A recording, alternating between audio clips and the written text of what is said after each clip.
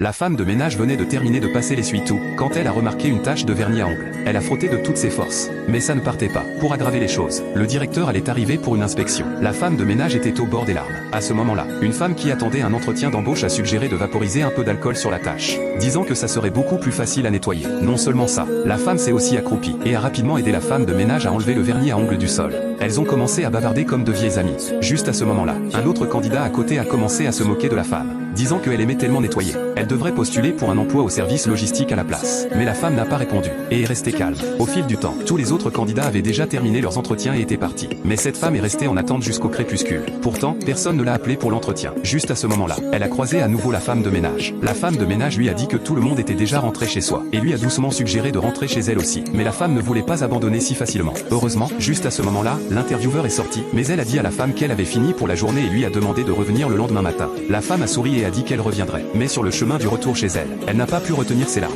Elle a eu l'impression que sa chance était déjà passée. Pourtant, le lendemain matin, elle est apparue dans l'entreprise pour son entretien. À sa grande surprise, le directeur de l'entreprise lui a directement dit qu'elle était embauchée. C'est alors que la femme a réalisé que le directeur était en fait la femme de ménage de la veille. Et la raison pour laquelle elle avait utilisé une méthode aussi inhabituelle pour mener l'entretien était qu'elle voulait voir le vrai caractère de chacun. Elle n'a pas embauché la femme sur le champ parce qu'elle voulait voir si elle avait assez de patience.